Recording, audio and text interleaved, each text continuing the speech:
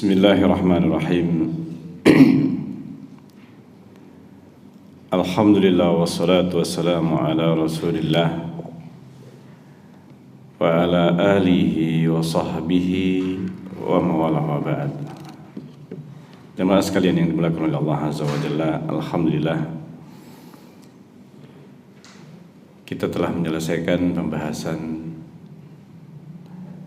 Kitab At-Tanbihatul Latifah ala mahtawat alaihi al-aqidatul wasitiyah. Dan suatu pembahasan yang penting untuk kita ketahui setelah kita mempelajari Kitab At-Tanbihatul Latifah, yang mana akidah ahlu sunnah wal jamaah dan yang disebut dengan akidah ahlu sunnah wal jamaah adalah akidah yang disumberkan, yang diambil dari para salafus saleh radhiyallahu anhum ajma'in. Dan para salafus saleh ridwanullah alaihim ajma'in dimulai dari zaman para sahabat bersama Rasulullah sallallahu alaihi wasallam, di mana Rasulullah sallallahu alaihi wasallam telah mengajarkan agama ini sejak diutus sebagai seorang rasul. Maka beliau menyampaikan kepada para sahabat radhiyallahu anhu, mengajak mereka untuk masuk ke dalam Islam,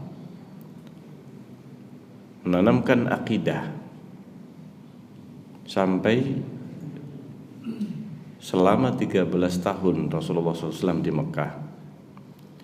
Maka yang disampaikan Rasulullah SAW belum menyentuh perkara yang berkaitan dengan syariat secara rinci. Akan tetapi yang disampaikan Rasulullah SAW adalah permasalahan yang berkaitan dengan i'tiqad, dengan keyakinan. Dan ini menunjukkan pentingnya akidah, pentingnya i'tiqad, keyakinan yang benar. Karena sebenarnya inti dari ajaran dan akidah Islam, inti dari Islam adalah merupakan keyakinan kepada Allah Azza wa Jalla. Dan keyakinan terhadap yang lain atau rukun iman yang lain adalah merupakan cabang dari rukun iman yang pertama, iman kepada Allah Azza wa Jalla. Bahkan seluruh rukun iman itu kembali kepada rukun yang pertama, iman kepada Allah Azza wa Jalla. Karena ini yang menjadi dasar.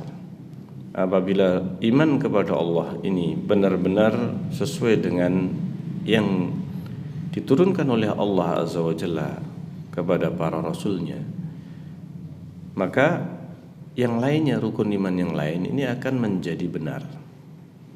Ketika rukun iman yang pertama ini sudah salah, menyimpang, maka demikian juga yang lainnya. Iman kepada para malaikat, iman kepada para kitab, iman kepada kitab-kitab Allah yang Allah turunkan, iman kepada para rasul yang Allah utus, iman kepada hari akhir, dan iman kepada qada dan qadar Allah. Ini semuanya adalah cabang dari iman kepada Allah Azza wa Jalla. Iman kepada Allah Azza wa Jalla menjadi perkara yang paling penting. Dan karena itulah apa yang sudah kita baca, sudah kita pelajari dalam akidah al-wasitiyah, dan pembahasan utama akidah al-wasitiyah adalah iman kepada Allah. Ini yang paling banyak diulas oleh Syekhul Islam Ibnu Taimiyah rahimahullah taala di dalam kitab Aqidah Al-Wasithiyah ini. Sampai beliau diminta penjelasan tentang akidah Al-Wasithiyah ini karena sesuatu yang berbeda dengan yang selama ini berkembang di masyarakat, karena banyak penyimpangan-penyimpangan akidah, terutama penyimpangan akidah terhadap Allah Azza wa Jalla. Terutama sejak munculnya filsafat yang diterjemahkan ke dalam bahasa Arab, sampai kemudian muncul yang namanya ilmu kalam. Asal muasal ilmu kalam ini sebenarnya adalah diawali dengan sebagian di antara kaum muslimin yang tertarik dengan apa yang disebut dengan ilmu filsafat, yang mana buku-buku filsafat itu tersimpan di perpustakaan kerajaan Romawi, yang notabene mereka adalah kaum Nasrani. Ketika itu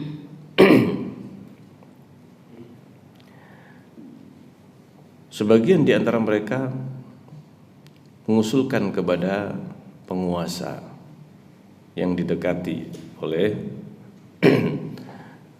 tokoh-tokoh ilmu kalam agar diminta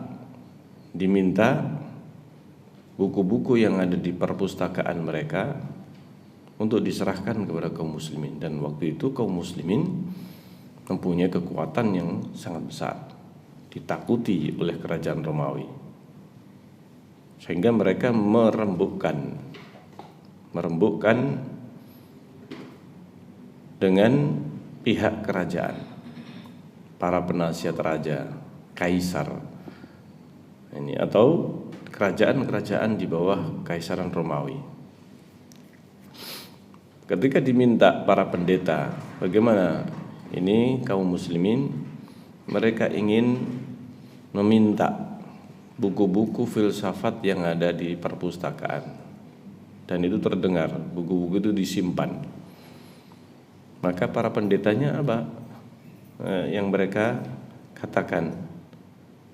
Justru ketika itu mereka merasa senang dengan permintaan mereka. Kata para pendetanya, nah ini, berikan saja semuanya kepada mereka, karena buku-buku itu sebenarnya disimpan di dalam perpustakaan dan tidak boleh sembarangan orang untuk membacanya.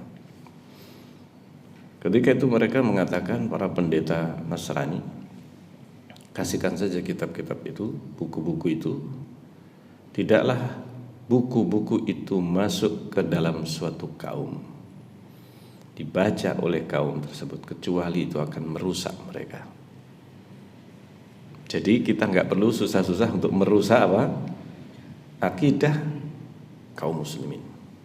Mereka sendiri yang akan merusak akidah mereka dengan membaca kitab-kitab itu diterjemahkan dalam bahasa Arab. Ini justru disitulah letaknya. Yang sebelumnya kaum muslimin mereka banyak mengalami kemenangan dari kaum kufar atau kaum Nasrani, Romawi dan Persia, sehingga kaum muslimin mereka menjadi kaum yang ditakuti di dunia pada waktu itu. Nah, mereka akhirnya kemudian memberikan, sudah diterjemahkan ke dalam bahasa Arab, lalu kemudian kaum muslimin ketika membaca dan takjub dengan kitab-kitab tersebut, maka justru disitulah keyakinan kaum muslimin banyak dirusak. Mereka kemudian akhirnya membuat yang namanya ilmu kalam, bikin yang namanya ilmu kalam, dan akhirnya akidah kaum muslimin ketika dimasuki oleh ilmu kalam, dan banyak bermunculan tokoh-tokoh yang mereka yang disebut dengan tokoh ilmu kalam, sampai akhirnya kemudian banyak kaum muslimin terpengaruh dengan kitab tersebut dan menjadikan keyakinan yang sudah selama ini ada pada kaum muslimin sedikit demi sedikit dirusak. Dan terjadilah muncul berbagai kelompok yang mereka membawa dan memunculkan keyakinan-keyakinan dari akal pikiran mereka dan merubah dan merusak apa yang selama ini sudah diyakini. Muncul kelompok aliran Qadariyah yang menentang, mengingkari takdir dengan akal mereka. Karena memang ilmu kalam ini sumber utamanya adalah akal. Yang paling dijadikan dasar patokan kebenaran itu adalah apa? Akal. Sampai kemudian Ar-Razi mengeluarkan statement, dan ini menjadi salah satu pijakan mereka ahlul kalam di dalam keyakinan mereka. Dan ini yang dibantah oleh Syekhul Islam Ibnu Taimiyah juga rahimahullah ta'ala. Pernyataan Ar-Razi ini di dalam kitab beliau Dar'u Ta'arudil Aqli wan Naql, yaitu apa? Penolakan, dar'u, membantah, bantahan terhadap ta'arudil aqli wan naql, terhadap adanya keyakinan atau adanya persangkaan bahwa ada pertentangan di antara akal dan nakal. Nakal itu artinya dalil Al-Quran atau Sunnah. Nah, mereka ahlul kalam, mereka ketika mendapati ilmu kalam mereka yang diterjemahkan atau sumbernya adalah filsafat, ketika mereka sudah mempelajari filsafat dan melihat nas-nas dari Al-Quran dan Sunnah, mereka melihat adanya pertentangan dengan akal mereka, bertentangan dengan akal yang itu terdapat di dalam kitab filsafat tersebut. Kaidah-kaidah akal itu yang sebenarnya digunakan di dalam ilmu filsafat. Ketika mereka melihat adanya pertentangan, seolah-olah pertentangan antara akal-akal mereka dengan Al-Quran dan Sunnah, bahkan Sunnah yang sahihah dan bahkan mutawatir, mereka kemudian mengatakan, akhirnya mereka ingin mengkompromikan. Ketika tidak mampu mengkompromikan, mereka tidak mampu mengkompromikan antara Al-Quran dan Sunnah yang mereka pelajari setengah-setengah. Jadi Sunnah itu mereka pelajari setengah-setengah. Setengahnya bagaimana? Banyak di antara mereka yang mempelajari ilmu filsafat, tapi ilmu tentang Al-Quran dan Sunnahnya ini pas-pasan atau bahkan sangat minim. Sehingga ilmu mereka, akidah mereka yang sudah sangat minim ini kemudian ditambah dengan mereka sudah mempelajari ilmu filsafat, dan seakan-akan ilmu yang mereka pelajari, ilmu filsafat ini adalah sesuatu yang sangat pasti bagi mereka. Seakan-akan ini sesuatu yang sangat kuat secara akal. Sehingga banyak ayat atau hadis bertentangan dengan akal. Ayat dan hadis ini seakan-akan bertentangan dengan akal mereka. Dan karena mereka sudah menjadikan akal sebagai pedoman, sebagai sesuatu yang dianggap sempurna atau sesuatu yang pasti, maka akhirnya mereka membuat sebuah pernyataan. Nah, ini idza ta'arada al-aqlu wan naqlu quddima al-aqlu 'ala an-naql li'anna al-aql aslun naql. Nah, ini. Jadi ini kaidahnya mereka. Mereka membuat suatu kaidah. Apabila bertentangan. Nah, ini kata-kata bertentangan ini sudah apa? Sudah salah sejak awal. Apabila ta'arada bertentangan antara akal dan nakal, antara akal dengan nakal, penukilan. Nakal itu artinya penukilan. Maksudnya apa penukilan? menukil saja dari Al-Quran atau Sunnah. Artinya menukil apa adanya dalam Al-Quran dan Sunnah. Maka quddimal aqlu ala naqli. Apa yang mereka katakan? Ini. Bayangkan kalau kaidah ini kita jadikan dasar akidah.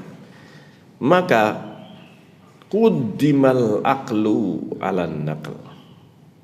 Didahulukan, artinya yang dipilih itu adalah yang sesuai dengan akal, bukan yang sesuai dengan nakal.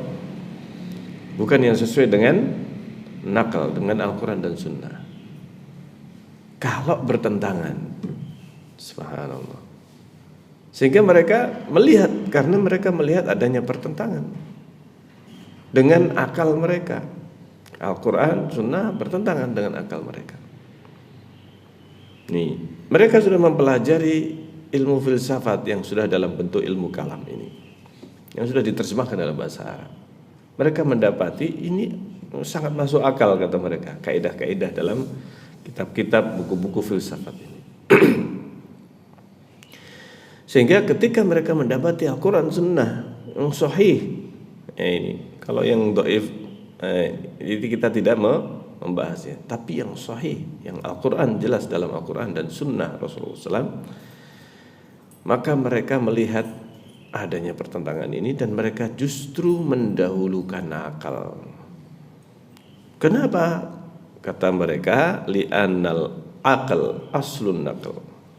Karena akal itu adalah asal dari nakal. Maksudnya apa?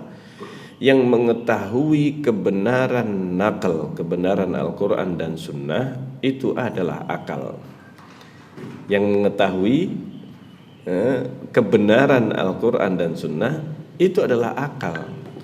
Kalau seandainya tidak ada akal, maka seseorang tidak akan bisa mengetahui kebenaran Al-Quran dan Sunnah. Maka harus didahulukan, subhanallah. Jadi syaitan dalam membisikkan, dalam menyesatkan manusia ini sampai ke tingkat ini, subhanallah. Ini bahayanya, bahayanya filsafat, bahayanya ilmu kalam. Makanya, dan ilmu akal ini sudah berkembang. Imam Syafi'i rahimahullah sudah ada. Ini Imam Syafi'i ini hidup di zaman di mana buku-buku diterjemahkan, buku filsafat ini diterjemahkan dalam bahasa Arab. Sudah ada di zaman Imam Syafi'i rahimahullah. Jadi sebelum Imam Syafi'i itu sudah diterjemahkan dan sudah berkembang. Berkembang ilmu kalam ini. Maka mereka membuat kaidah seperti ini. Karena itu Imam Syafi'i rahimahullah ta'ala melihat buruknya atau bahayanya filsafat dan turunannya, turunan filsafat di ilmu kalam dalam bahasa Arab. Ini yang mereka sebut ilmu kalam, hakikatnya adalah filsafat. Hanya saja sudah dibahasakan Arab. Istilah-istilahnya sudah dibahasakan dengan bahasa Arab.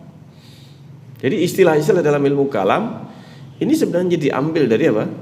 Dari filsafat ini. Yang mana istilah-istilah itu tidak ada dalam Al-Quran dan Sunnah. Tidak ada dalam Al-Quran dan Sunnah. Nah, ketika itu diterjemahkan dalam bahasa Arab dan kemudian menjadi dasar, bahkan pijakan, patokan mereka. Sampai-sampai sekarang ini di berbagai perguruan tinggi yang notabene perguruan tinggi Islam, ini pelajaran filsafat ini menjadi sesuatu yang wajib. Jadi sesuatu yang apa? Yang wajib. Bahkan dalam fakultas Usuluddin. Fakultas apa? Usuluddin. Fakultas pokok-pokok agama. Filsafat ini menjadi pelajaran yang harus dan wajib. Subhanallah. Bahkan akidah Islam, akidah yang diajarkan para salaf, tidak wajib. Ini bukan sesuatu yang harus, bahkan lebih ditekankan dalam ilmu filsafat ini. Menjadi mata kuliah yang wajib. Subhanallah. Dan yang dipakai di dalam ilmu usuluddin ini di berbagai perguruan tinggi yang notabene Islam dalam tanda petik. Ini seakan-akan ini menjadi satu yang wajib dan tidak boleh tidak atau tidak bisa tidak. Seorang harus mengambil ilmu ini dan dijadikan dasar di perguruan tinggi di seluruh dunia, kecuali mungkin di Saudi ya. Di Saudi, di negeri Yaman atau di beberapa negara yang bahkan ini tidak bisa dipelajari. Nah ini yang menjadi titik perbedaan. Jadi yang menjadi titik perbedaan pertentangan antara akidah salaf dan akidah khalaf, akidah belakangan, orang-orang belakangan. Ini adalah titiknya pada ilmu filsafat ini. Ketika ini menjadi suatu pijakan, sesuatu yang harus dipelajari, patokan kebenaran, inilah yang akan merusak akidah kaum muslimin. Maka pentingnya akidah salafus saleh radhiyallahu anhu, khususnya di zaman sekarang ini, khususnya di zaman di mana tersebar keyakinan-keyakinan yang menyimpang dari akidah para salafus saleh. Ini yang membuat banyaknya munculnya berbagai kelompok-kelompok, khususnya yang berkaitan dengan akidah, kelompok yang menyimpang dari akidah para salaf. Kenapa? Karena sudah dijadikan kaidah ini. Kalau sudah didahulukan, kalau sudah ada pertentangan antara akal dengan akal, didahulukan akal. Karena akal lah yang menjadi dasar an-naql. Kenapa? Alasannya karena orang itu mengetahui kebenaran Al-Quran dan Sunnah dari akal. Kalau pertentangan itu terjadi antara akal dan akal, maka didahulukan akal. Maka dibantah oleh Syekhul Islam yang intinya salah satu di antara bantahan terhadap kaidah ini. Maka Syekhul Islam memberikan perumpamaan, memberikan perumpamaan seorang ketika dia mengalami suatu penyakit, maka ada seorang yang dia bukan tabib, dia mengatakan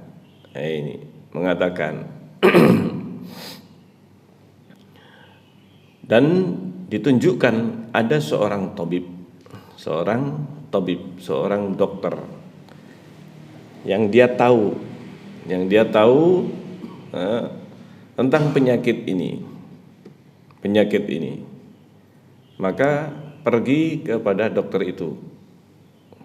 Maka ketika orang yang sakit ini dia pergi kepada dokter itu memberikan resep atau memberikan pengarahan pengobatannya demikian dan demikian.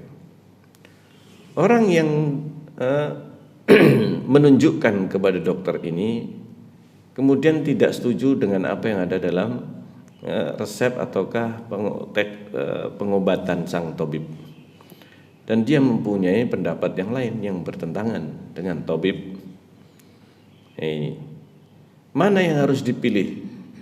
Pengobatannya menurut tabib demikian, tapi menurut orang yang menunjukkan kepada keahlian tabib ini, dia mengatakan kamu harus memilih pendapatku. Kenapa? Karena saya yang menunjukkan kehebatan tabib. Ketika pendapatku bertentangan dengan pendapat tabib, kamu harus mengambil pendapatku. Kenapa? Karena akulah yang menunjukkan kepadamu kehebatan si tabib. Sehingga kalau ada pertentangan dengan tabib, kamu harus memilih saya. Kira-kira kaidah ini benar atau tidak? Itulah yang dikatakan oleh ahlul kalam atau oleh kaidahnya Ar-Razi ini, bahwa apabila bertentangan antara akal dengan nakal, maka didahulukan akal, karena akal lah yang menunjukkan kebenaran nakal, kebenaran Al-Quran dan Sunnah. Sama dengan orang yang tanya kepada seseorang yang dia menunjukkan saya punya penyakit ini, kepada siapa saya harus tanya? Kepada tabib fulan, tabib hebat. Tidak ada penyakit kecuali dia bisa mengobatinya. Dan inilah yang sebenarnya jawabannya. Sama dengan orang yang menggunakan atau mengedepankan akal terhadap nakal, maka seperti halnya orang yang dia mengatakan akulah yang menunjukkan. Ini si akal ini seperti halnya orang yang menunjukkan kepada tabib yang hebat. Saya yang menunjukkan kamu kepada tabib. Ketika aku bertentangan dengan tabib, kamu harus memilih saya. Subhanallah. Itu adalah apa? Adalah analogi yang disebutkan oleh Syekhul Islam rahimahullah taala. Dan luar biasa.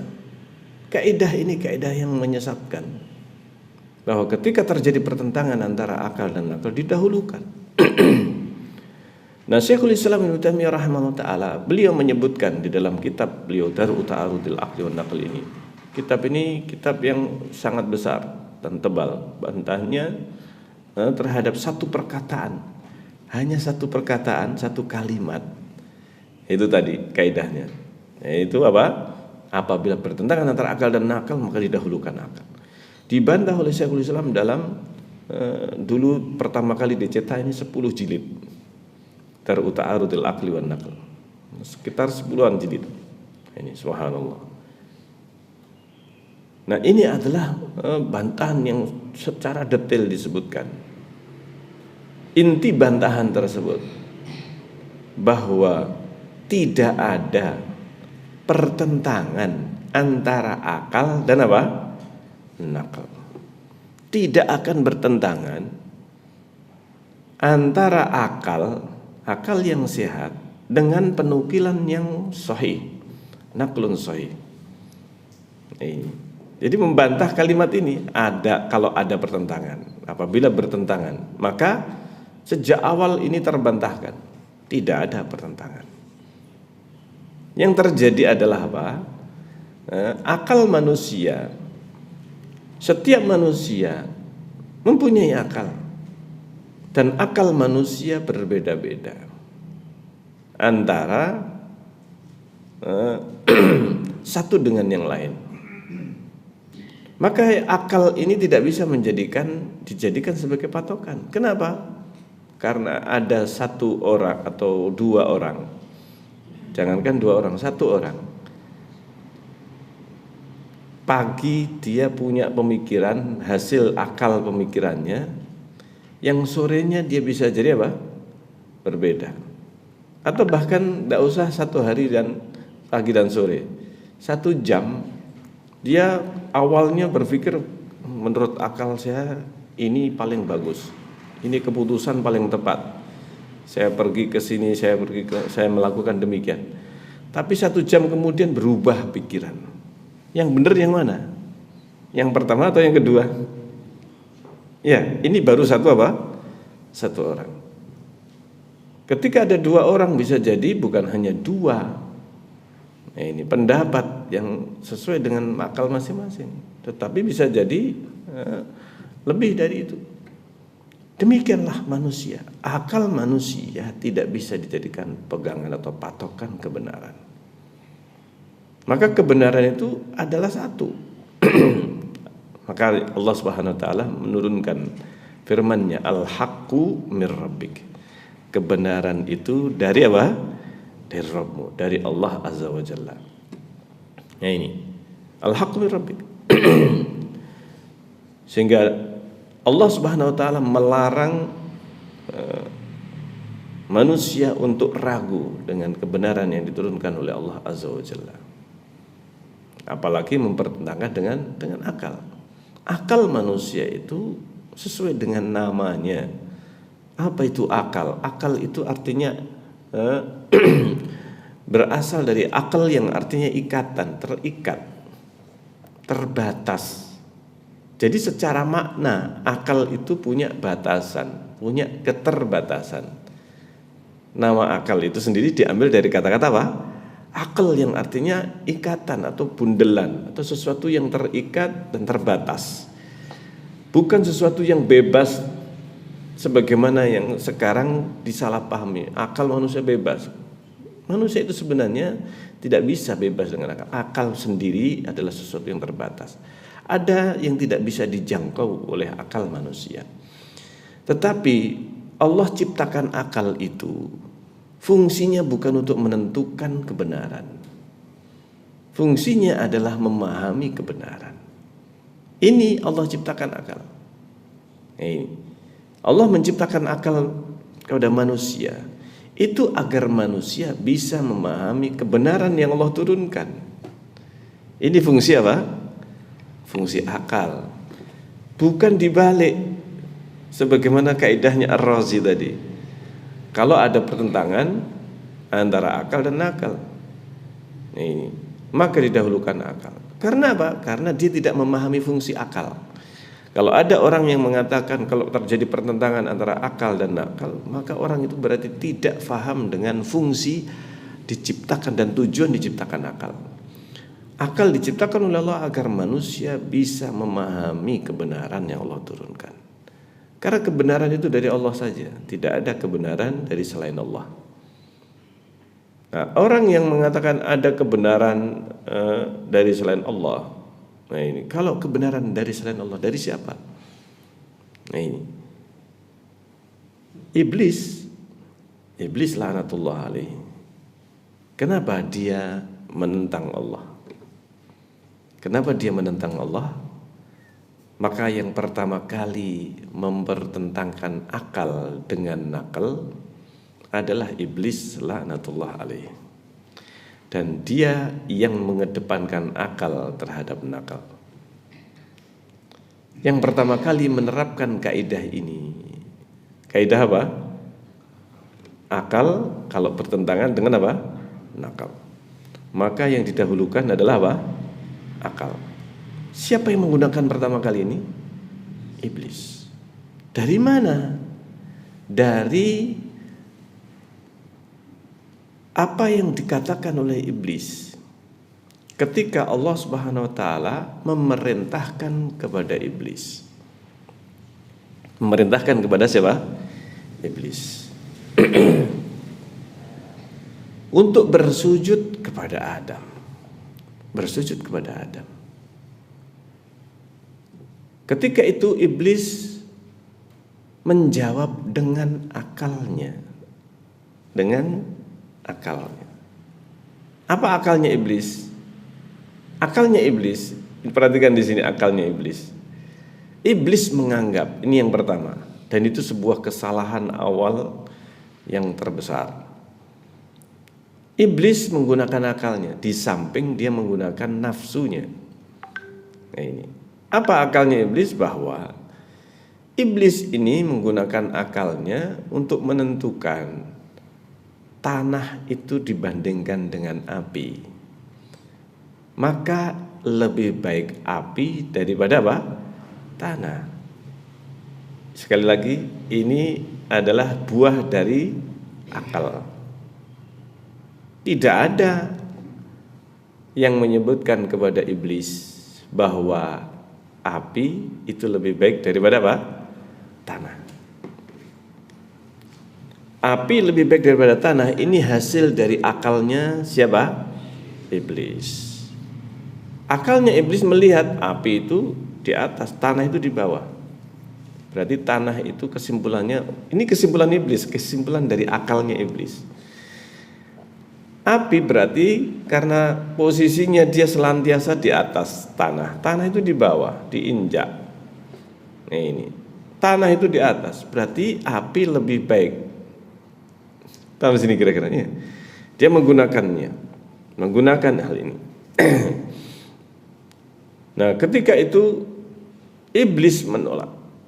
Di samping sifat iblis, kecemburuan iblis kepada Adam yang diciptakan setelah dia merasa saya yang lebih duluan diciptakan, berarti saya lebih baik. Ini yang pertama.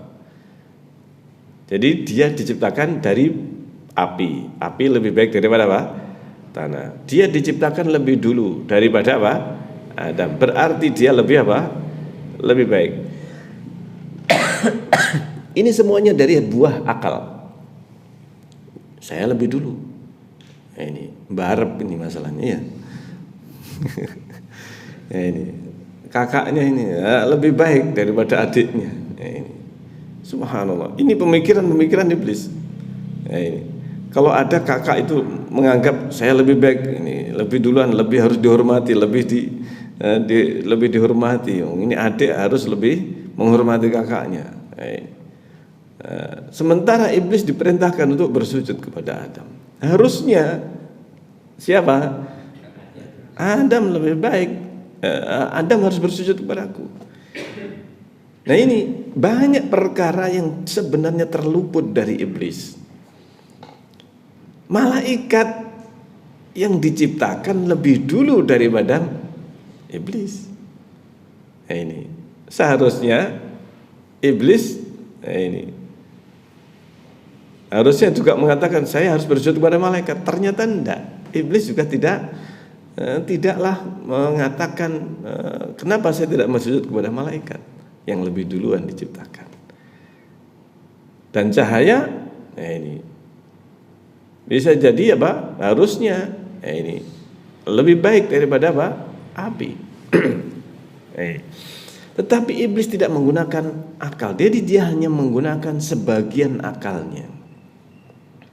Ini yang sifatnya parsial.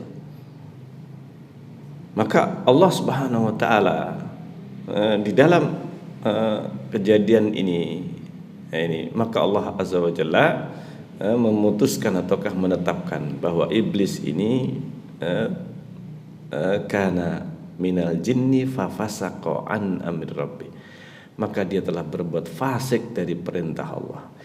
Kenapa? Karena dia telah mempertentangkan akal dengan apa? Nakal. Nakalnya yang mana? Perintah Allah. Ini nakal ini perintah Allah untuk bersujud kepada Adam. Ini nakal. Adam menolak dengan mempertentangkan. Masa ini asjudu lima khalaqta tina. Apakah aku harus bersujud kepada yang kau ciptakan dari tanah? Masa engkau ciptakan aku dari api didahulukan? Khalaqtani min nar wa khalaqtahu min tin. Engkau ciptakan aku karena dia diciptakan duluan.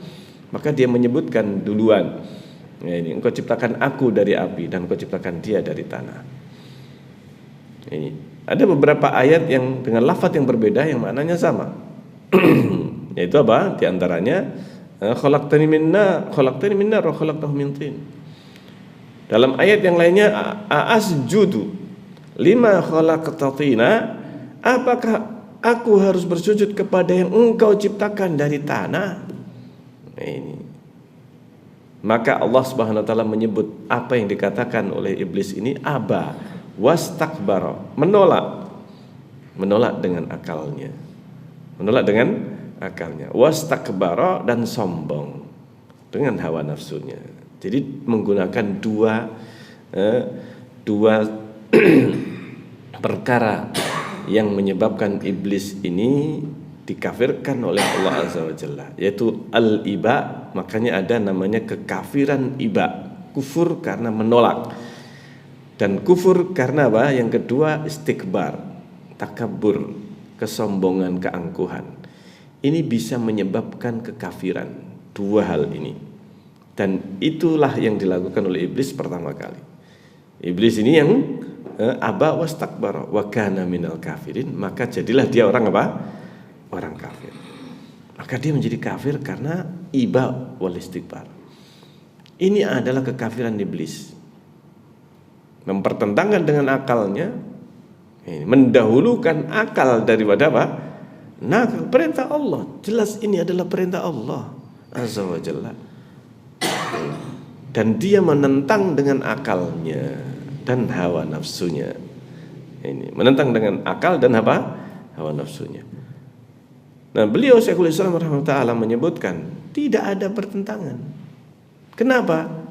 Makhluk yang diberi akal itu ada tiga.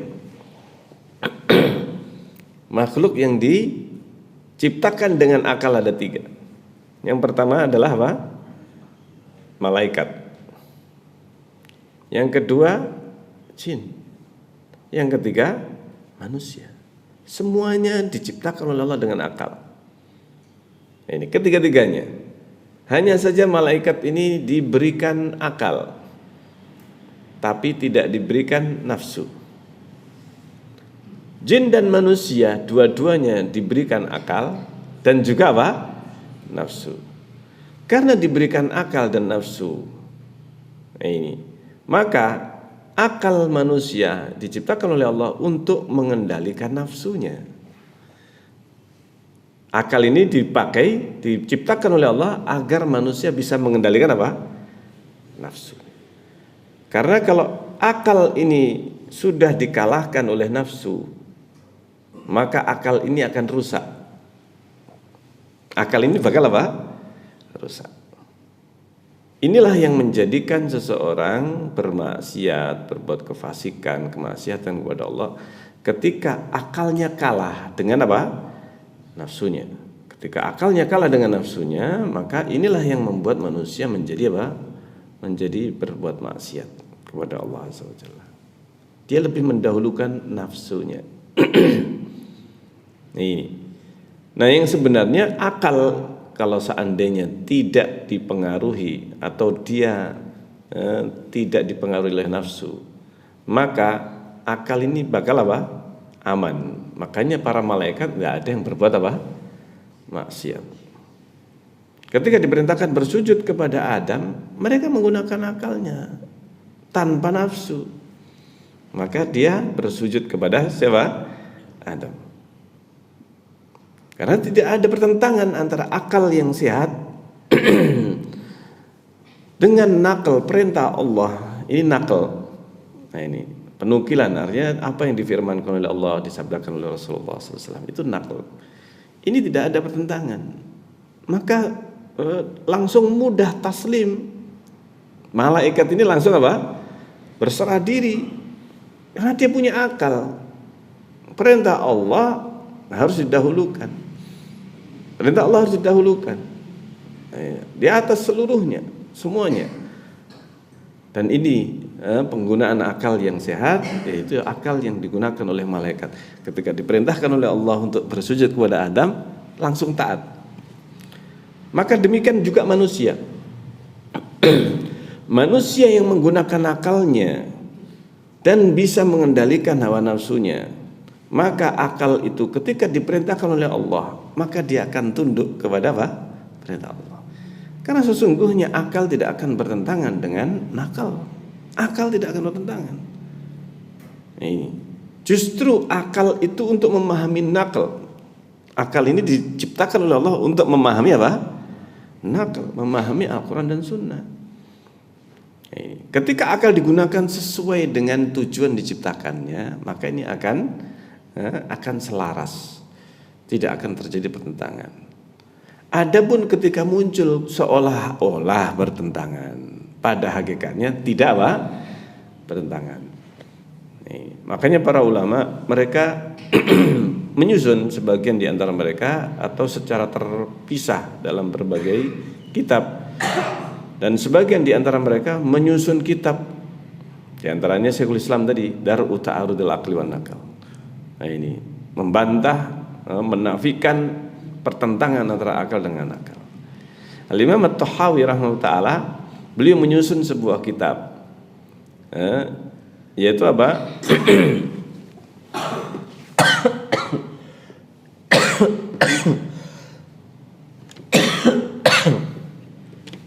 Menyusun kitab yang mengkompromikan antara hadis atau dalil yang seolah-olah bertentangan, semuanya didudukkan. Hakikatnya nggak ada terjadi pertentangan. Semua dalil yang sahih, sama-sama sahihnya, Al-Quran dengan hadis, Al-Quran dengan Al-Quran, hadis dengan hadis yang sahih, tidak akan bertentangan. Yang mungkin terjadi pertentangan adalah hadis yang satu sahih, yang satu apa? Dhaif. Mungkin. Atau Al-Quran dengan hadis yang dhaif, apalagi palsu atau maudhu. Mungkin terjadi apa? Pertentangan. Tetapi kalau Al-Quran yang jelas mutawatir dengan hadis Rasulullah SAW yang sahih, maka tidak bakal terjadi pertentangan. Ini. Maka dari situ para ulama menyebutkan, kalau terjadi ada satu ayat atau dengan hadis yang seolah-olah bertentangan, maka sebenarnya itu bukan Al-Quran dan Sunnahnya yang bertentangan, tetapi pemahamannya yang salah. Pemahamannya yang salah, baik itu ayat atau salah satu salah. Dia pemahamannya terhadap ayat ini benar, yang bertentangan dengan hadis ini, berarti yang dia salah adalah pemahamannya terhadap hadis. Atau kalau pemahaman dia terhadap hadis ini benar, dan kemudian ada ayat yang seolah bertentangan dengan hadis ini, maka pemahaman dia terhadap ayat ini yang salah. Salahnya di mana? Ayat ini tidak sedang bertentangan dengan hadis ini, tapi ada perkara lain. Ini tidak ada hubungannya dengan apa? Hadis. Subhanallah. Sebagaimana yang sudah kita pelajari di dalam akidah al-wasithiyah. Ini ketika ahlul kalam mempertentangkan satu hadis, Allah itu nazala, turun ke langit dunia. Allah kan ada di atas. Kok Allah turun? Kalau turun berarti dari atas ke bawah. Berarti kalau dari atas ke bawah, ketika Allah disifati dengan maha tinggi, kemudian turun, berarti Allah tidak maha tinggi lagi. Paham sini ya? Ini hasil dari apa? Akal. Maka para ulama menjelaskan, mengkompromikan hadis tentang nuzul ini sahih atau tidak? Oh sahih. Berarti tidak akan bertentangan dengan ayat yang menunjukkan Allah maha tinggi. Allah beristiwa di atas arsy. Ini. Dan seluruh dalil-dalil yang menunjukkan kemahatinggian Allah tidak bertentangan dengan sifat nuzul, turunnya Allah. Kenapa demikian? Karena yang ada di dalam pikiran dan akal orang yang mempertentangkan turunnya Allah dengan maha tingginya Allah, karena menyamakan Allah dengan apa? Makhluk. Ini turunnya makhluk itu adalah dia meninggalkan tempatnya yang tinggi dan turun. Paham sini kira-kira ya? Itu turunnya siapa? Turunnya makhluk. Turunnya Allah tidak bisa disamakan. Tidak bisa disamakan. Semua orang, setiap orang yang mempertentangkan atau menggambarkan Allah, turunnya Allah berarti sama dengan turunnya makhluk. Berarti kalau turunnya makhluk meninggalkan tempat yang tinggi, maka tidaklah hal itu terjadi pada Allah Azza wa Jalla. Allah menyebutkan turun, tetapi tidak mesti meninggalkan apa? Arsy, di atas arsy. Ini turun di bawah arsy tidak. Ini sehingga Allah Subhanahu wa taala karena kemahabesaran Allah. Ini kemahabesaran Allah, ketika Allah menyebutkan turun tidak mesti harus meninggalkan apa? Arsy-nya Allah Azza, di atasnya. Nah, ini turun dari ars, di bawahnya ars misalkan, tidak. Allah tetap di atas ars, beristiwa di atas ars. Allah turun kaifa yasha, bagaimana Allah kehendaki. Nah, ini para ulama mereka menyebutkan Allah yanzilu ila sama'id dunya kaifa sya'a, bagaimana Allah kehendaki. Karena Allah tidak menyebutkan bagaimana turunnya Allah. Allah hanya menyebutkan Allah turun. Dan hadis tentang turunnya Allah hadis yang sahih. Rasulullah yang menyampaikan.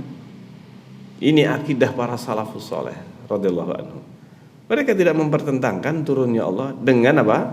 Kemahatinggian apa? Kemahatinggian Allah. Dan tidak bertentangan. Nah, ini.